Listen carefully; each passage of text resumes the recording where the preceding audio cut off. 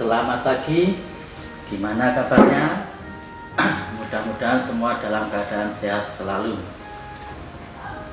Sebelum kita ke materi, saya ucapkan selamat kepada kalian sudah terpilih menjadi anggota OSIS SMP Xaverius Terbanggi Besar tahun 2020-2021. Dengan masuknya kalian ke anggota OSIS, berarti kalian adalah siswa-siswi pilihan. Berarti kalian mempunyai nilai positif. Dengan begitu berarti kalian mempunyai tanggung jawab menjaga nama baik sekolah, menjaga nama baik OSIS SMP Xaverius Terbanggi Besar. Dan untuk kelas 7 mungkin ada yang belum kenal dengan saya. Perkenalkan, nama saya Bu Haryanto Pamungkas, panggilannya Pak Anto. Mari kita masuk ke materi. Materi pada hari ini pada saya yaitu tentang penyusunan program OSIS. Apakah organisasi itu? Mungkin kalian sering mendengarkan organisasi. Nah, sekarang apakah organisasi itu? Organisasi adalah sekumpulan orang yang saling bekerjasama antara satu yang lain untuk mencapai tujuan bersama. Jadi OSIS itu nggak cuma satu orang, berarti banyak orang yang saling bekerjasama untuk mencapai tujuan. Nah, bagaimana cara meraih tujuannya? Cara meraih tujuannya agar tujuan yang telah ditetapkan tercapai, maka harus disusun upaya pencapaiannya dalam suatu program. Nah, program dalam OSIS itu biasanya disusun sekali dalam setahun. Nah, program yang baik dalam penyusunannya melibatkan unsur yang berkepentingan. 1. Guru. 2. Pengurus OSIS. 3. Perwakilan kelas. Nah, di sini yang pertama guru. Tanpa melibatkan guru, program OSIS tidak akan dapat berjalan dengan baik. Ataupun tidak melibatkan pengurus OSIS yang lainnya, program OSIS tidak akan berjalan dengan baik. Dengan yang lain juga, dengan perwakilan siswa. Kita tidak melibatkan perwakilan siswa, program juga tidak akan berjalan dengan baik. Disusun dalam sebuah proposal atau rencana program dengan sistematik yang baik. Diawali dengan analisis kekuatan, kelemahan, peluang, dan hambatan. Langkah-langkahnya gimana toh penyusunan program? Dalam penyusunan program, kita menentukan dulu visi misi, tujuan, sasaran, analisis SWOT, pemecahan masalah, rencana dan jadwal kegiatan, yang terakhir rencana anggaran. Mari kita bahas satu persatu.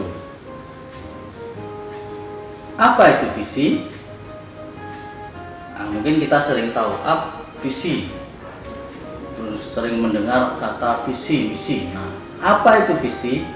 Visi adalah angan-angan, cita-cita yang diinginkan terwujud pada masa yang akan datang.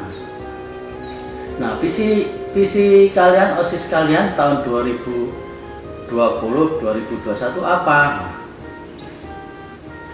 itu perlu tahu semua anggota OSIS, visinya apa?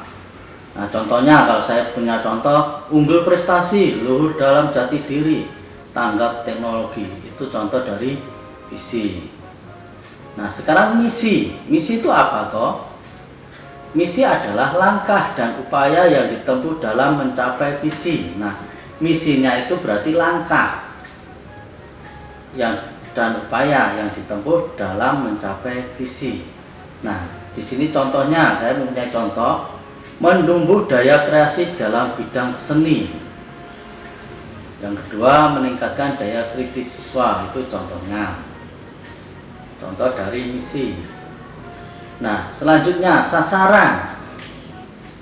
Sasaran dalam penyusunan program adalah merupakan subjek maupun objek dari sebuah program yang dilaksanakan. Nah, kita punya program nih, contohnya punya program. Sasaran siapa? Oh, semua siswa atau siswa secara keseluruhan maupun sebagian dari siswa yang jadi target. Itu sasaran dari program OSIS. Dan yang selanjutnya, penyusunan program OSIS dengan tujuan. Tujuannya apa sih program OSIS yang kalian buat? Apa itu tujuan? Target yang akan dicapai dari setiap misi yang dilakukan. Nah, kalau kalian belum tahu visi misi, kalian belum tahu atau tidak bisa membuat tujuan dari program OSIS. Nah, contohnya di sini contohnya saya buat tumbuhnya daya kreasi siswa dalam bidang seni, meningkatnya daya kritis siswa. Nah, itu tujuan, contoh dari tujuan program OSIS. Tidak sulit membuat tujuan program OSIS kalau kalian sudah tahu visi misi dari OSIS tersebut. Selanjutnya, pemecahan masalah. Setelah menganalisis kekuatan, kelemahan, peluang, dan tantangan, kita akan menemukan masalah yang akan kita jadikan program kegiatan. Untuk menentukan program, buatlah skala prioritas. Kita pilih mana yang harus diutamakan. Nah, dari semua program yang diajukan oleh anggota OSIS, kita berkumpul bersama menentukan prioritas yang utama. Suatu kegiatan harus kita prioritaskan yang utama, yang dilaksanakan yang mana.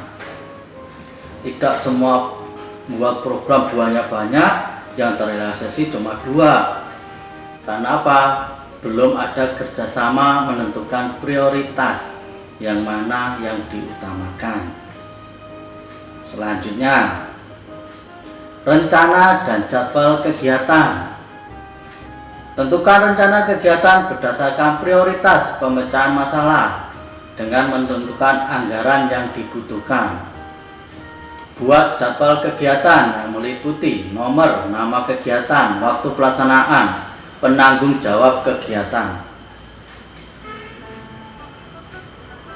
Dalam OSIS sering terjadi kalau di sekolah lain, umpamanya, oh besok Sumpah Pemuda, baru hari ini kita tentukan kegiatan, besok acara Sumpah Pemuda, lombanya ini. Itu adalah contoh yang kurang baik. Seharusnya setelah kalian dilantik, kalian buat program.